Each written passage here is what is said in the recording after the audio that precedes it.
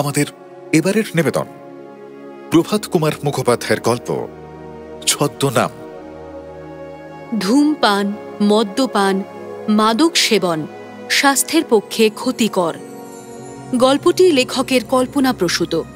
বাস্তবের সঙ্গে কোনো মিল থেকে থাকলে তা সম্পূর্ণ অনিচ্ছাকৃত ও কাকতালীয়। সমস্ত শ্রোতাদের কথা মাথায় রেখে গল্পটির ভাষা সামান্য সহজ করা হয়েছে। অডিও পরিবেশনার সুবিধার্থে অল্প কিছু রূপান্তরও করা হয়েছে। সতীশের চরিত্রে রানা বসু ঠাকুর, নির্মলা ও নির্মলার মায়ের চরিত্রে আলিম্পনা রায়, গল্প পাঠে সৌভিক সাহা। শুরু হচ্ছে প্রভাত কুমার মুখোপাধ্যায়ের গল্প ছদ্মনাম। প্রেসের সঙ্গে অনেক যুদ্ধ করে ছুটির একটু আগেই পুজোর বঙ্গপ্রভা বের করে ফেললাম। ডেসপ্যাচ সম্বন্ধে কার্যাধ্যক্ষকে উপদেশ দিচ্ছি। হ্যাটকোট পরে সিগারেট মুখে করে সতীশ এসে হাজির। বলল, দার্জিলিং চলো। সতীশ আমার বাল্য বন্ধু। আমরা এক ক্লাসে পড়তাম, একসঙ্গে বসতাম, একসঙ্গে বেড়াতাম। পণ্ডিত মশাই আমাদের বলতেন কানাই বলাই। এন্ট্রান্স পাশ করে দুজনে কলকাতার কলেজে আসলাম। তখন থেকেই আমাদের দুজনের জীবনের আদর্শ আলাদা হতে শুরু করল। সতীশ সমস্ত বিষয়ে সাহেব হয়ে উঠতে লাগলো, আর আমি আমার মাতৃভাষার প্রতি অনুরাগশালী হলাম। বাংলা পড়ি, বাংলা লিখি বলে সতীশ আমাকে বিদ্রুপ করত। সতীশের সাহেবিয়ানাকে আমি সুযোগ পেলেই গালি দিতাম। তারপর সতীশ বিলেত গিয়ে ব্যারিস্টার হয়ে এলো, সাহেবিয়ানার যোগ্যে পূর্ণাহুতি প্রদান করল। আমরা ছোটবেলায় যেমন এক প্রাণ এক আত্মা ছিলাম, এখন আর সেরকম নেই। সতীশের পরিবর্তন ঘটেছে। সতীশ আমাকে হয়তো তার মনের সমস্ত কথা আর বলে না, কিন্তু তবু আমরা পরস্পরের পরম বন্ধুই আছি। সতীশ বলল, দার্জিলিং চলো। আমি জিজ্ঞেস করলাম, কবে যাচ্ছ? আজই। আমি বললাম, পাগল, আজকে সময় কোথায়? সতীশ ঘড়ি খুলে দাঁতে চুরুট কামড়ে বলল, মোটে 10টা বেজেছে। 4টের সময় ট্রেন, 6 ঘন্টা 360 মিনিট, রাশি রাশি সময় আছে হাতে। সাহেব, অনুগ্রহ করে যদি বাংলাই বলছো তবে খাঁটি বাংলাটাই বলো না, ইংরেজি থেকে তর্জমা করে বলো না। রাশি রাশি বাংলাটা কিরকম বাংলা হলো? সতীশ অধীর হয়ে বলল, হ্যাং ইওর বাংলা, যাবে কিনা বলো। ভাই, তুমি সাহেব হয়েছ, তোমরা যত চটপট কাজ করতে পারো, আমরা কি তা পারি? এই ধরো, স্নান করতে খেতে 12টা বেজে যাবে, তারপর একটু বিশ্রাম। ননসেন্স, ওসব ওজোর রেখে দাও। আচ্ছা, তা দার্জিলিং যাবারই যদি ইচ্ছে, তা দুদিন আগে বললে না কেন? আরে, আজ সকালেই মাত্র দার্জিলিং থেকে ডাক্তার সেনের নিমন্ত্রণ পেলাম। আমি আশ্চর্য হয়ে বললাম, কি? ডাক্তার সেন দার্জিলিং এ সপরিবারে? সকন্যা? সতীশ বলল, অবশ্যই। বলে একটু হাসতে লাগলো। ডাক্তার সেনের বিদুষী কন্যা নির্মলা আমার বন্ধুর মনোহরণ করেছেন, এ কথা আমি জানতাম। আমি বললাম, কি ভয়ানক, 4টে পর্যন্ত অপেক্ষা করতে হবে? তার আগে গাড়ি নেই? সতীশ অভিনেতার মতো দীর্ঘশ্বাস ফেলে বলল, না। আমি গান ধরলাম, যদিও নিজে কখনো মেয়েদের প্রেমে টেমে পড়িনি, তাও ব্যাপারটা জানি। সতীশকে এখন একদিন দেরি করতে বলা যায়? বাঘকে অহিংসা ধর্মে দীক্ষিত করার চেষ্টাও তাই। সুতরাং যাওয়াই ঠিক করলাম। জিনিসপত্র গুছিয়ে 4টের গাড়িতে দুজনে যাত্রা করা গেল। দার্জিলিং স্টেশনে গাড়ি থামার আগেই একটু দূর থেকে দেখা গেল ডাক্তার সেন পুত্র কন্যা নিয়ে প্ল্যাটফর্মে দাঁড়িয়ে আছেন। বাঙালির মেয়েকে জুতো মোজা পরে প্রকাশ্যভাবে প্ল্যাটফর্মে দাঁড়িয়ে থাকতে দেখে আমার পিত্তি চলে গেল। ব্রাহ্ম মহিলা আমি এই জীবনে অনেক দেখেছি, 2-1জনের সঙ্গে পরিচয়ও আছে। স্ত্রী স্বাধীনতা জিনিসটার আচরণ কিছুই নতুন নয়, কিন্তু তাও সতীশের ভাবি স্ত্রী, ভাবি শ্বশুর বলেই নতুন করে দু চোখে দেখতে পারি না। আমার কাগজে সম্প্রতি নিয়ে একটা প্রবন্ধ লিখেছি, ভবিষ্যতে আরো একটা লিখবার উপকরণ তখনই মাথার ভেতর গজাতে লাগলো। খুব কড়া কড়া চোখা চোখা কথাবার্তা মাথার ভেতর একেবারে সাজিয়ে উঠতে লাগলো। কিন্তু বেশিক্ষণ ভাবতে পারলাম না। ভাবনাগুলো এলোমেলো হয়ে ছত্রভঙ্গ হয়ে পড়তে লাগলো। গাড়ি থেকে নেমে সতীশ আমাকে সকলের সঙ্গে ইন্ট্রোডিউস করিয়ে দিল। এমন অবস্থায় কি করা উচিত জানা না থাকায় আমি থতমত খেয়ে কোনো কথা বলতে না পেরে বোকার মতো দাঁত বের করে নীরবে দাঁড়িয়ে রইলাম। সতীশটার তো লজ্জা শরম কিছুই নেই। নির্মলার ভাইকে লাগেজের সন্ধানে পাঠিয়ে দিয়ে নির্মলার সঙ্গে একেবারে জোকের মতো এনে রইল। নির্মলা একটু পরে আমার কাছে এসে হাসি মুখে আমাকে বলল, মন্মথবাবু, আমি আপনার কাগজের একজন নিয়মিত পাঠিকা। আরো যেন কি বলতে যাচ্ছিল, বলল না। নির্মলার মা বললেন, পুজোর বঙ্গপ্রভা কবে বেরোবে মন্মথবাবু? আমি বললাম, পুজোর বঙ্গপ্রভা সে তো বেরিয়ে গেছে। মিসেস সেন মেয়ের দিকে তাকিয়ে বললেন, কি রে, পেয়েছিস? নির্মলা বলল, কই না। আমি বললাম, না না, মাফ করবেন, এখনো আপনাদের পাবার সময় হয়নি। এই মোটে কাল বেরিয়েছে। অনেক গ্রাহক তো, মফস্বলে সব ডেসপ্যাচ একদিনে হয়ে ওঠে না। নির্মলা বলল, ও আমার বঙ্গপ্রভা তো প্রথমে ঢাকায় যাবে, তারপর ঠিকানা কেটে এখানে আসবে, তবে আমি পাবো। আপনার কাছে একখানা বই নেই মন্মথবাবু? বঙ্গপ্রভার প্রতি নির্মলার টান দেখে আমার সম্পাদক প্রাণ পুলকিত হয়ে উঠল। ব্যস্ত হয়ে বললাম, হ্যাঁ হ্যাঁ আছে বই কি, আপনাকে কালই এক কপি পাঠিয়ে দেব। বেশি কষ্ট করবেন না, সুবিধা মতো পাঠিয়ে দেবেন। নির্মলার মা বললেন, মন্মথবাবু, কাল বিকেলে আমাদের বাড়িতে আপনার চায়ের নেমন্তন্ন রইল, আসবেন। হাসি মুখে অভিবাদন করে তারা চলে গেলেন। আমি স্যানিটেরিয়ামের দিকে যাত্রা করলাম। ভাবলাম, শিক্ষা আর সংসর্গের এমনই গুণ, বাঙালির মেয়েও কথাবার্তা এমন নিঃসংকোচ হতে পারে। রাত্রে বিছানায় ক্লান্ত দেহে শুয়ে সমাজতত্ত্বের অনেক কথা চিন্তা করতে লাগলাম। এই যে নতুন শিক্ষার সঙ্গে নতুন আচার ব্যবহার, এসব যে আমরা ইউরোপ থেকে আমদানি করছি, এর ভবিষ্যৎ ফল কেমন দাঁড়াবে? চিন্তা বেশি দূর এগোতে পারল না। তার আগেই ঘুমিয়ে পড়লাম। পরের দিন সকালে উঠে চা খেতে খেতে আগের দিনের ঘটনাগুলো মনে মনে ভাবতে লাগলাম। সমাজে স্ত্রী পুরুষের অবাধ মেলামেশা আমি সামাজিক রীতিনীতির পক্ষে নিরাপদ বলে মনে করি না। তাই ভাবলাম, চায়ের নেমন্ত্রণে যাব না। নিজের বিশ্বাস বিরুদ্ধ কাজ কেন করব? বঙ্গপ্রভাটা কারোর হাত দিয়ে পাঠিয়ে দিলেও তো হবে। কিন্তু সতীশটা এমনই গাথা, এলোই না। বোধহয় নির্মলাকে ছেড়ে আসতে পারল না। মনে মনে ওদের প্রেমের কথা কল্পনা করে মজা পেতে লাগলাম। খাওয়া দাওয়ার পর মনে হলো, চায়ের নেমন্তন্ন যদি রক্ষা না করি তাহলে ঠিক ভদ্রতা করা হয় না। নেমন্তন্ন যখন গ্রহণ করেছি তখন রক্ষা করতে আমি বাধ্য। যদি আমার বিশ্বাস বিরুদ্ধই হলো, তবে সেই সময়ই আমার উচিত ছিল নেমন্তন্ন কাটিয়ে দেওয়া। যাক, আজকের মতো যাই, এরপর থেকে সাবধান হতে হবে। আর নেমন্তন্ন গ্রহণ করছি না। বিকেলে যাওয়ার জন্য তৈরি হতে লাগলাম। সাজগোজ একটু যত্ন করেই করলাম।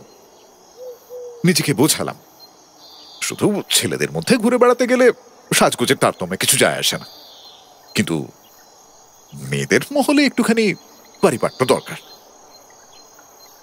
দার্জিলিংয়ে আমি অনেকবার এসেছি, পথঘাট সবই আমার পরিচিত। যখন বাড়ির কাছে পৌঁছলাম তখন 4:10 বাকি। নেমন্তন্ন 4টের সময়। ভাবলাম, এরা আবার ইংরেজি মেজাজের লোক, ঠিক সময়ের আগে যদি পৌঁছে যাই না জানি কি মনে করবে। তাই বাড়ির এদিক ওদিক একটুখানি বেরিয়ে ঠিক 4টের সময় কার্ড পাঠিয়ে দিলাম। আরে আসুন আসুন, বসুন। সকলে আদর অভ্যর্থনা করে আমাকে বসালাম। নির্মলাকে আজ ভারী সুন্দর দেখাচ্ছিল। স্টেশনে যখন দেখেছিলাম তখন তার গায়ে ইংরেজি পোশাক ছিল, পায়ে ইংরেজি জুতো, দেখতে আমার একেবারে ভালো লাগেনি। এখন দেখলাম পায়ে মখমলের দেশি জুতো, কমলা রঙের তাফতা শাড়িখানি নব্য প্রথায় পরা, মাথা ভরা চুলের এলো খোঁপা, খোঁপায় একটি হলুদ রঙের পাহাড়ি গোলাপ। নির্মলা বেশ সুন্দরী বটে। সতীশকে প্রথমে দেখতে পেলাম না, তাকে একলা পেলে নির্মলার লাল মখমলের জুতো প্রসঙ্গে রাঙা পা দুখানি বলে কেমন রসিকতা করব তা মনে মনে সেধে রাখতে লাগলাম। একটু পরে সতীশ এলো। চা খেতে খেতে নানা রকম কথাবার্তা হলো, সকলে মিলে বেড়াতে যাওয়ার পরামর্শ হলো। ঘণ্টাখানেক বেড়ানোর পর যখন বিদায় নিচ্ছি, মিসেস সেন বললেন, মনমতো বাবু, কাল যদি আপনি আমাদের চায়ের সময় আসেন তাহলে একসাথে বেড়াতে যাওয়া যায়। মনে হলো এবার সময় হয়েছে। এই বেলা নেমন্তন্ন স্পষ্ট করে অস্বীকার করি। অস্বীকার করার আসল কারণটাও কি খুলে বলবো? তার ভিতর সমাজনীতি ঘটিত কত বড় একটা উচ্চ তত্ত্ব আর আদর্শ রয়েছে তা ব্যাখ্যা করে বলার জন্য এই অবসর কি গ্রহণ করা উচিত নয়? কিন্তু আবার ভাবলাম, না না, নেমন্তন্ন কোথায়? যদি আসেন, এইটাকে ঠিক নেমন্তন্ন বলা যেতে পারে কি? এমন মানসিক তর্কে ব্যস্ত থাকার জন্য কোনো উত্তরই দিয়ে উঠতে পারলাম না। তারাও নমস্কার করে বিদায় নিলেন। পরের দিন সকালে বেলা 10টার সময় সতীশ এসে হাজির। বললাম, নির্মলাকে ছেড়ে কেমন করে এলে? সতীশ বলল, তোমার সেই হতভাগা কাগজ বঙ্গদর্শন না বঙ্গপ্রভা ইয়েটা দিয়ে এসেছ, সকাল থেকে তাই নিয়ে ব্যস্ত। আমি রাগ করে চলে এলাম। শুনে আমার মনটা ভারী খুশি হয়ে উঠল। সাহিত্যের প্রতি নির্মলার এত ভালোবাসা। নির্মলা যদি বাংলা লেখেন, সংশোধন করে বঙ্গপ্রভায় ছাপাবো। নির্মলার অনেক গল্প সতীশ করল। এই দুটি নতুন প্রেমিক প্রেমিকার সুখে আমার মনটাও একেবারে তাজা হয়ে উঠল। সতীশ বলল, এখন যাই। কেমন ঘর পেয়েছো? জাস্ট দেখতে এসেছিলাম। চায়ের সময় দেখা হবে, আসছো তো? আমি বললাম, না, আজ আর যাব না। মিসেস সেন তো আমাকে নেমন্তন্ন করেননি। সতীশ বলল, করেছেন বই কি, আমি নিজে শুনেছি। কোথায় করেছেন? শুধু বলেছেন আসেন যদি। বিলক্ষণ, ওই তো নিমন্ত্রণ হলো। তবে কি তোমার দরজায় এসে গলায় বস্ত্র দিয়ে যথাশাস্ত্র নিমন্ত্রণ করে যেতে হবে নাকি? আচ্ছা, সেখেলে তুমি তো আমি বললাম, বলো কি, কিন্তু আজ তো আমি যেতে পারছি না। আচ্ছা সতীশ, না গেলে কি ভীষণ অভদ্রতা করা হবে? কি জানি তোমাদের সব বিলিতি এটিকেট ফেটিকেট, জানি না ভাই। সতীশ গম্ভীর ভাবে বলল, ভয়ানক অভদ্রতা হবে কিন্তু। আমি নিজের প্রতি ভারী বিরক্ত হয়ে উঠলাম।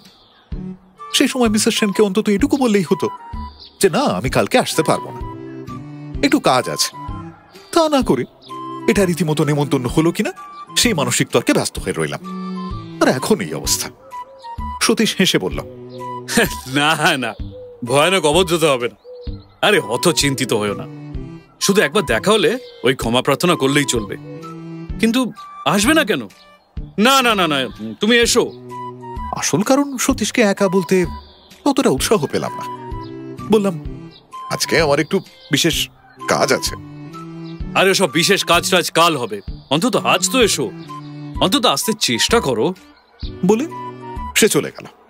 আমি মনে মনে প্রতিজ্ঞা করলাম, যাই বলো আর যাই করো, আমি আর যাচ্ছি না। কিন্তু সময় যত এগোতে লাগলো, বড় একা মনে হতে লাগলো নিজেকে। পুজোর বঙ্গপ্রভাখানা নির্মলার কেমন লাগলো সেটা জানবার জন্য উৎসুকও হলো। বিশেষ করে আমার নিজের লেখা সেই নারী জীবনের আদর্শ প্রবন্ধটা সম্বন্ধে। নির্মলার মতো এখনকার আলোকপ্রাপ্ত মেয়েদের জন্যই সেটা লিখেছে কিনা, সে প্রবন্ধটা পাঠ করে নির্মলার মতামত কেমন হলো সেটা জানা দরকার। সুতরাং যাবাই ঠিক করলাম। গিয়ে দেখি ড্রয়িং রুমে কেউ নেই। কিছুক্ষণ বসে আছি, নির্মলা আসলেন। হাসি মুখে নমস্কার করে বললেন, কি সৌভাগ্য! আপনার আশা তো আমরা ছেড়েই দিয়েছিলাম। বাবা মা সতীশবাবু বাগান দেখতে গেছেন। সতীশবাবু বললেন আপনি আজকে আর আসবেন না, ভারী ব্যস্ত আছেন। কোনো নতুন লেখায় বুঝি? আমি বললাম, হ্যাঁ, না, একটু কাজ ছিল, তাই ভাবলাম। আচ্ছা, বঙ্গপ্রভায় আপনার রোজ কত ঘন্টা করে সময় যায়? আমার সমস্ত সময়ই প্রায় বঙ্গপ্রভায় যায়। আমি তো বঙ্গপ্রভা নিয়েই আছি। বেশ আছেন। আমারও ইচ্ছে করে আমিও এরকম সারাদিন সাহিত্য চর্চা নিয়ে থাকি, কিন্তু আপনাকে কথা বলা বোধহয় দুঃসাহসের কাজ। কেন? আপনি নারী জীবনের আদর্শ প্রবন্ধে যেসব কথা লিখেছেন, আপনার মতে মেয়েদের কাজের জায়গা হলো বাড়ি, নিজের প্রতি একেবারে অমনোযোগী হয়ে অন্যের সেবায় পুরোপুরি আত্মনিয়োগী হলো যথার্থ নারী ধর্ম। আপনি তাহলে প্রবন্ধটা পড়েছেন? পড়েছি বই কি, সব পড়ে ফেলেছি। কাল রাত্রে বিছানায় শুয়ে শুয়ে পড়তে পড়তে ঘুমিয়ে পড়েছিলাম। ঘুম ভেঙে দেখি মোমবাতিটা শেষ অবধি পুড়ে দাউ দাউ করে জ্বলছে। ঘরে ভয়ানক আলো হয়েছে। দেখে প্রথমটা এমন ভয় পেয়ে গেছিলাম। ওহ, ভাগ্যে কিছু আগুন ধরে টরে যায়নি? আপনার বঙ্গপ্রভা পড়তে গিয়ে আমার মশারিতে যদি আগুন ধরে যেত, আমি পুড়ে যেতাম, তবে দুর্ঘটনা কাগজে ছাপা হলে আপনার বঙ্গপ্রভার খুব একচোট বিজ্ঞাপন হয়ে যেত। এর উত্তরে প্রথমটা আমার মুখে কোনো কথা এলো না। একটা উপমা মাথার ভেতরে ঘুরতে লাগলো। যে মোমবাতি জ্বালার কথা বলছেন এই সুশিক্ষিতা নারী, তারই মতো সুকোমল, অথচ তারই শিখার মতো কি দীপ্তিমতী। আমি একটুখানি অর্থপূর্ণ হাসি হাসলাম। শেষে বললাম, বাংলা সাহিত্যে আপনার এত ভক্তি, বাংলা লেখেন না কেন? আমি লিখলে কে পড়বে? প্রথমত কে ছাপবে? আমার খুব সন্দেহ হলো নির্মলা গোপনে গোপনে লিখে থাকেন। স্পষ্ট করে জিজ্ঞেস করার সাহস হলো না।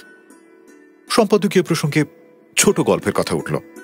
বললাম, প্রতি মাসে একটা করে ছোট গল্প দেওয়ার যে রীতি হয়েছে, তাতে সময় সময় ভালো গল্পের অভাবে সম্পাদককে বেশ মুশকিলে পড়তে হয়।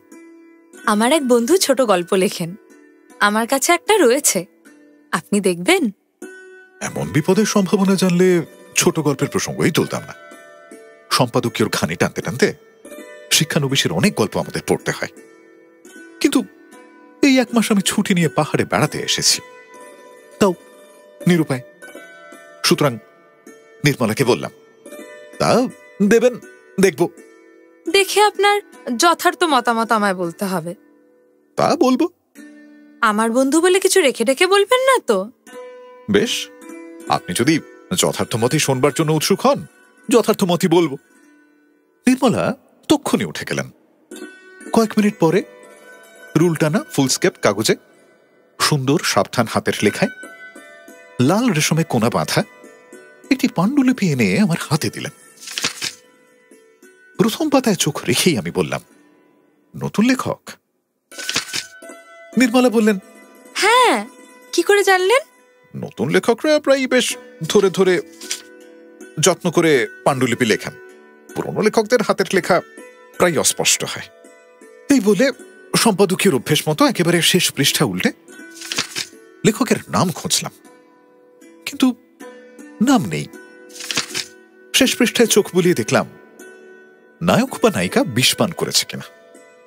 নতুন লেখকের নায়ক নায়িকারা শেষটায় প্রায় বাঁচে না। দেখলাম না, নায়ক নায়িকা বেঁচেই আছে। অনেকটা ভরসা হলো। সন্দেহ হলো এ লেখা হয়তো নির্মলার নিজেরই। অনেক সময় লাজুক লেখকরা প্রথম প্রথম অন্যকে নিজের লেখা দেখানোর সময় বন্ধুর লেখা বলে থাকেন। নির্মলাকে বললাম, আজ বাড়িতে গিয়ে লেখাটা পড়ব, কাল এসে আপনাকে মতামত বলব। লেখা নির্মলার হওয়ারই বিশেষ সম্ভাবনা। মতামত কেমন ভাষায় প্রকাশ করব তা আমার আগে থেকেই জানা আছে। বন্ধুত্বের ক্ষেত্রে নতুন লেখকের লেখার সমালোচনা শত সহস্রবার করতে হয়েছে। বাধা গত আছে, সেগুলো গুছিয়ে বলা মাত্র। জায়গায় জায়গায় বেশ হৃদয়গ্রাহী। চর্চা করলে ক্রমশ একজন ভালো লেখক হয়ে উঠতে পারেন, এই সমস্ত আর কি। ক্রমে সকলে ফিরে এলেন। চা খাওয়ার পর বাড়িতে বসেই গল্প চলল। বেড়াতে যাওয়া সেদিন আর হলো না। বাড়ি ফিরে গল্পটা পড়লাম, দেখলাম ভুল করেছি। প্রথমত নতুন লেখকের রচনা নয়, হাত বেশ পাকা, ভাষা তেজস্বী অথচ সংযত। দ্বিতীয়ত নির্মলার লেখা নয়। এতকাল মিথ্যে সম্পাদকীয়তা করছি না, কার লেখা তা আমার বুঝতে বাকি রইল না। গৌরীকান্ত রায়ের লেখা। সামনাসামনি আলাপ নেই, শুনেছি ঢাকার দিকে ওদিকে কোথায় থাকেন। তার লেখা অনেক পড়েছি। তিনি নব্য লেখকদের মধ্যে একজন প্রধান। তবে লেখার অনেক দোষও আছে। সেসব অল্প বয়সের দোষ, আস্তে আস্তে কেটে যাবে। পরের দিন নির্মলার কাছে গিয়ে লেখাটির সুখ্যাতি করলাম। জিজ্ঞেস করলাম, লেখকের বয়স কি অল্প? নির্মলা বললেন, হ্যাঁ, আমার চেয়ে একটু বড়। আপনার খুব বন্ধু বুঝি? হ্যাঁ, আমার একজন বিশেষ বন্ধু। কথাটা শুনতে আমার ভালো লাগলো না। একজন যুবতী মেয়ের যুবক বিশেষ বন্ধু থাকবে কেন? জিজ্ঞেস করলাম, এর লেখা দু একটা আমরা পেতে পারি না? কেন, আপনার খুব লোভ হচ্ছে নাকি? তা হচ্ছে। আচ্ছা, তাহলে আপনাকে একটা দেওয়াতে চেষ্টা করব, কিন্তু এটা নয়। আপনার কাছে কি তার অনেক লেখা আছে? তার অনেক লেখাই আমার কাছে আছে। তিনি নতুন লেখা হওয়া মাত্রই আমাকে পাঠিয়ে দেন। আমি মনে মনে বললাম, গতিক ভালো নয়। বললাম, আপনি তাহলে তার প্রধানা পাঠিকা? অন্তত প্রথম আমিই পড়ি। আমি বোধহয় তার লেখা সবচেয়ে বেশি ভক্ত। আমি বললাম, তার নামটা শুনতে পারি না? নির্মলা বোধহয় একটু ভাবলেন, শেষে বললেন, গৌরীকান্ত রায়। বলতে গিয়ে তার গাল একটু লালচে হয়ে উঠল। সতীশের জন্য আমার দুঃখ হল। গৌরীকান্ত রায়ের প্রকাশিত লেখার সম্বন্ধে আমাদের কথা হতে আরম্ভ করল। আমি বললাম, তার নতুন প্রকাশিত নন্দরানী উপন্যাস আমরা সমালোচনার জন্য পেয়েছি। 2-3 দিন নির্মলার সঙ্গে গৌরীকান্ত রায়ের লেখার বিষয়ে অনেক আলোচনা হল। নির্মলা গৌরীকান্তকে একেবারে পূজা করেন বললেই হয়। লোকটার উপর আমার কেমন একটা বিজাতীয় রাগ জন্মাতে লাগলো। সতীশ এখনো সেন দম্পতির কাছে নির্মলাকে বিয়ে করার কথা বলেনি। বললে মঞ্জুর হওয়ারই সম্ভাবনা। আমার তো দৃঢ় বিশ্বাস যে সতীশ যেমন ডাক্তার সেনের জামাই হওয়ার জন্য ইচ্ছে করে, ডাক্তার সেনও তেমনি সতীশের শ্বশুর হওয়ার জন্য একই রকম উৎসুক। গৌরীকান্ত বিভ্রাট আমাকে দুশ্চিন্তাগ্রস্ত করে তুলল। স্ত্রী পুরুষের মধ্যে পরম বন্ধুত্ব এ আমি মোটেই বুঝতে পারি না। তাহলে এখন ব্যাপারটা এরকম দাঁড়াচ্ছে। সতীশ আর নির্মলার বিয়ে হলো। নির্মলা বাংলা সাহিত্যের প্রতি বিশেষ অনুরাগশালিনী, আর সতীশ বাংলা সাহিত্যের নামে একেবারে জ্বলে যায়। এদিকে গৌরীকান্ত একজন প্রতিভাশালী লেখক। সে পৃথিবীর সমস্ত নারী জাতির মধ্যে বেছে বেছে নির্মলাকেই তার সাহিত্য সঙ্গিনী করে নিয়েছে। আর নির্মলার মনও গৌরীকান্তের প্রতি একটা ভাবাবেগে আকৃষ্ট হয়ে পড়েছে। এটা যেন একটা বীজের মতো। এর মধ্য থেকে ভবিষ্যতে কি জাতীয় চারা বেরোবে তা কে জানে। আমি ঠিক করলাম, আমি তা হতে দেব না। আমি আমার বন্ধুর দাম্পত্য জীবন নিষ্কণ্টক করব। নির্মলা গৌরীকান্তের পূজার জন্য নিজের মনের মধ্যে যে ভক্তির মন্দির প্রতিষ্ঠা করেছে, সেই মন্দির আমি সমালোচনার বজ্র দিয়ে একেবারে ছাই করে দেব। দেখাবো গৌরীকান্তের থেকেও প্রতিভাবান লেখক আমাদের বাংলায় আছে। আমি গৌরীকান্তের ভাষার ভুল ধরব, ব্যাকরণের ভুল ধরব, নতুন পুরনো পাশ্চাত্য সাহিত্য তন্ন তন্ন করে ঘেঁটে কোথায় গৌরীকান্তের ভাবে সাদৃশ্য আছে তা আবিষ্কার করব। পাশাপাশি 2-1টা স্থান উদ্ধৃত করে গৌরীকান্তকে চোর বলে জনসমক্ষে ঘোষণা করে দেব। নির্মলার মনে বিশ্বাস জন্মিয়ে দেব যে তার পুজোর দেবতা শুধুমাত্র মাটির পুতুল মাত্র, ভেতরে খড় ছাড়া কিচ্ছু নেই। সতীশকে নির্মলাকে রক্ষা করব, এ আত্মরক্ষারই সমান। ঘরের টাকা দিয়ে এতদিন বঙ্গপ্রভা চালিয়ে এসেছি। আমার সমালোচনার রাজদণ্ড ছোট বড় সমস্ত লেখকেরই বিভীষিকা। এবার সেই দণ্ডের সাহায্যে বন্ধুকৃত্য সাধন করে নেব। এসব ভাবছি, একবার মনে সন্দেহ হলো, তাতে সম্পাদকীয় কর্তব্যের ক্ষতি হবে না তো? কিন্তু তারপর এর পক্ষে যুক্তি বের করে নিজের মনকে নিজেই চোখ টিপতে লাগলাম। এমনভাবে সমস্ত কিছু ঠিক করে নিয়ে প্রথমে নন্দরানী উপন্যাসটার একটা ভয়ঙ্কর তীব্র সমালোচনা লিখলাম। কার্তিক মাসে কাগজের জন্য সমালোচনা কলকাতায় পাঠিয়ে দিলাম। যথাসময়ে অর্ডার প্রুফ এলো। অর্ডারে জায়গায় জায়গায় সমালোচনা আরো তীব্র করে দিলাম। সেদিন বিকেলে সতীশ এলো। আমার টেবিলে নন্দরানী দেখে বইখানা তুলে নিল। আমি ব্যস্ত হয়ে বললাম, ছুঁয়ো না, ওটা বাংলা বই। সতীশ বলল, ওই বইখানা নিয়ে কদিন থেকেই এমন মেতে আছো যে এক সপ্তাহ আমাদের ওদিকে যাওইনি। যখনই আসি তখনই দেখি ওই বইখানা নিয়ে লিখছো, তাই এটা কেড়ে নিতে এসেছি। আমি বললাম, বইটার সমালোচনা করছিলাম, এখন কেড়ে নিতে পারো, শেষ হয়ে গেছে। সমালোচনা শেষ হয়ে গেছে তো? হ্যাঁ, এই কিছুক্ষণ হলো অর্ডার প্রুফ ডাকে দিয়েছি। সতীশ বাংলা সাহিত্যের খবর নিচ্ছে দেখে আমি ভাবলাম, হলো কি? সতীশ আমার মুখের দিকে তাকিয়ে হাসতে লাগলো। বললাম, ব্যাপার কি হে, হাসছো কেন? শোনো হে, এবার আমার জীবনের একটা গোপন কথা তোমায় বলি। শুধু নন্দরানীর সমালোচনা তোমার কাগজে বেরোবার অপেক্ষায় ছিলাম। আমি ভীষণ অবাক হয়ে বললাম, নন্দরানীর সমালোচনার সঙ্গে তোমার জীবনের গোপন যোগ কোথায়? বিশেষ যোগ আছে। আরে আমি গৌরীকান্ত রায়। আমি একেবারে আকাশ থেকে পড়লাম। বললাম, তুমি? হ্যাঁ রে বাবা, আমি। দেখছো না, সতী মানে গৌরী আর ঈশ মানে কান্ত। আমি আবার বললাম, তুমি? বলবার সঙ্গে সঙ্গে চাকরকে ডাকার জন্য ঘন্টা বাজালাম। চাকর আসতে তাকে বললাম, টেলিগ্রাম করার কাগজ নিয়ে এসো তাড়াতাড়ি। সতীশ বলল, আসলে জানো কি, বিলেতে থাকতে ব্রিটিশ মিউজিয়ামে বসে সমস্ত ভালো বাংলার বই মনোযোগের সাথে পড়তাম। পরে এই লেখার অভ্যেস করেছি। আমার প্রথম উপন্যাস নন্দরানীর সমালোচনা বঙ্গপ্রভায় বের হওয়া অবধি অপেক্ষা করছিলাম, কারণ আগে জানলে পাছে তুমি আবার অন্যায় প্রশংসায় সেটাকে বাড়িয়ে তোলো। চাকর টেলিগ্রামের ফর্ম নিয়ে এলো। ম্যানেজারকে খবর পাঠালাম, নন্দরানীর সমালোচনার অর্ডার প্রুফ ডাকে দিয়েছি, কিন্তু সেটা যেন ছাপা না হয়, তার জায়গায় অন্য একটা প্রবন্ধ দিতে বলে দিলাম।